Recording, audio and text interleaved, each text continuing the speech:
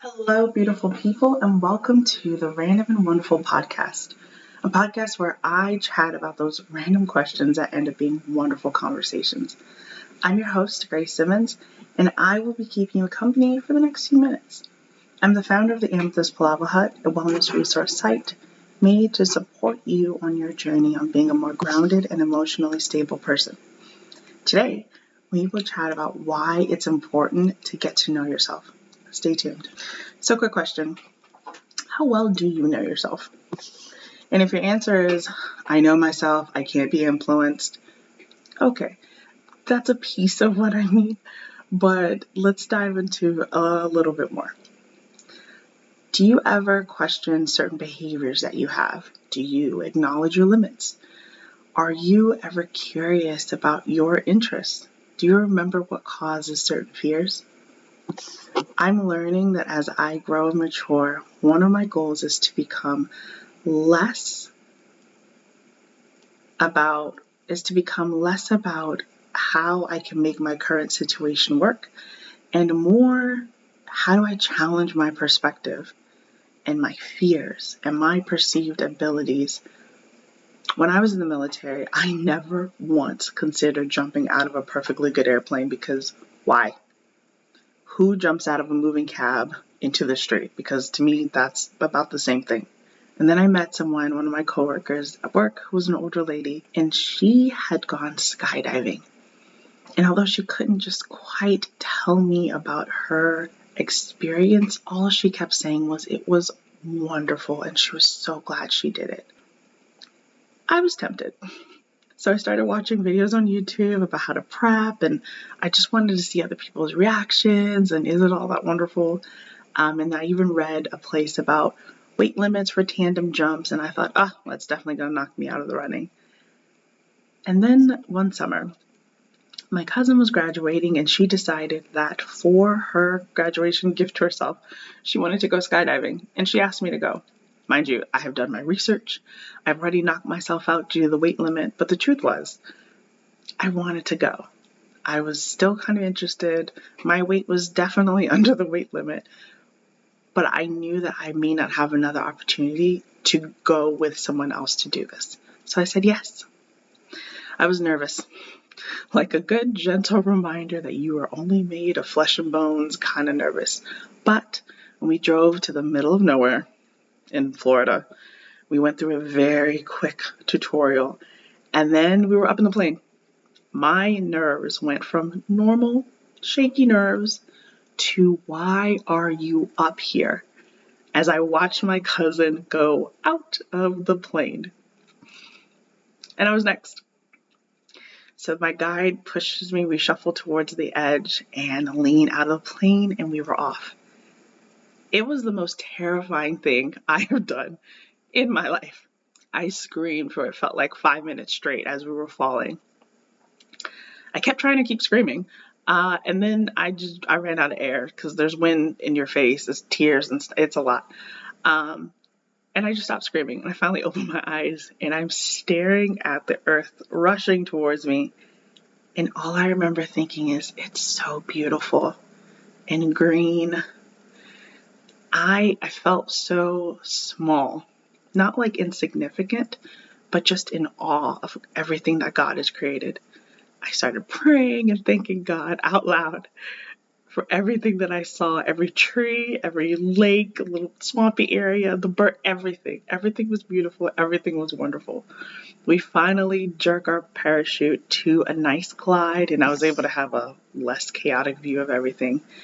And there was such peace just floating down towards the grass. I remember feeling so exhilarated and so free, and that feeling of freedom stayed with me long after we landed and left the spot. After my skydiving experience, I remember being more open and questioning what things I decided weren't for me before I even tried them. I took a look at the things in my life that I had assumed I couldn't do, or the places I couldn't go because of what others had told me, or because I was told that I didn't belong there. The world is so massive and it holds so many opportunities and adventures and secrets, and I hope you are encouraged to explore more of yourself and continue to be curious. So I think an important part of learning who you are is understanding your goals. We encounter influences from the womb to the tomb, and if you are convinced it's otherwise, that's like saying you exist on a planet all by yourself. Being true, authentic, and real should not limit you from learning or exploring or understanding what makes you tick and the different ways that you express yourself creatively. You will always have the opportunity to grow, to challenge yourself, to be vulnerable. There are moments when I realize my response or my initial thought to something, to a situation, was a lot more mature than it would have been a couple years ago. And I have such pride because I know the work and practice that it took to get to that point. If you are on a genuine journey to become a better person, and you can begin with understanding who you are and what you want. As a Christian, finding myself means aligning my values to the principles of my Christian faith. Certain decisions that I make just on my own journey of creativity, I want to make sure they align with that path of being a Christian. So I know this doesn't apply to everyone, but I think it's the same message, where who you are on the inside should be reflective of what people see and engage with on the outside. The only way that you know who you are, and the only way that you can show up as who you are, is if you actually know and encounter and interact with who you are on the inside. It's also important to know who you are when you are pursuing your goals, because it creates clarity and focus. It's like wanting to go on a road trip without a map. Where are you going? Where are you starting from? Why are you going? Like, there are too many questions. You need to have a starting point. I'm all for enjoying the road and getting lost, but it does also help just to have some sort of environment. Where are we going? When I worked as an administrative assistant, I was so grateful to just have the job that I was willing to do whatever and go with whatever was suggested for me. But because that career path did not align with what I wanted, I found myself so frustrated.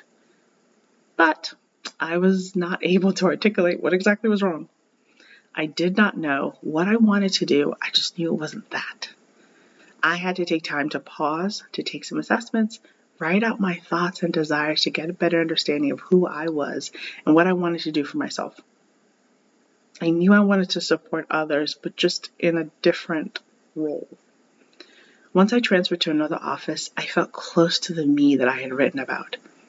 However, the environment was not conducive for career and personal growth, so I moved again.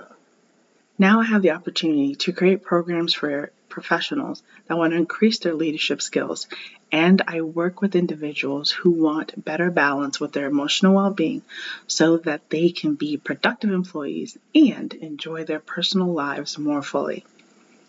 Knowing yourself means understanding sometimes you need to step away from an environment to heal and recharge.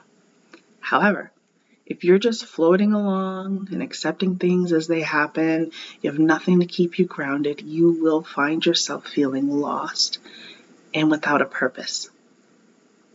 Considering how convincing social media can be to tell everyone that everyone else has their life figured out but you, knowing and accepting your personal journey begins with knowing who you are and being open to change and growth.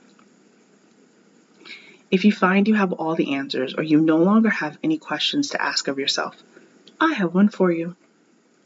What are you protecting yourself from? If you could consider the answers that you have now about your life and the place that you have in the world and what you want out of it, are you satisfied with those answers, or have you settled with those answers?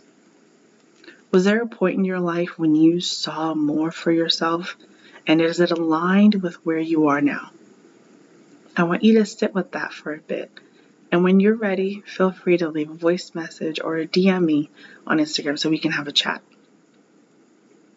I hope you enjoyed today's episode. Again, my name is Grace Simmons, and this is the Random and Wonderful podcast. Please remember to like and subscribe and share. I look forward to hearing from all of you. Take care, and I'll talk to you next week.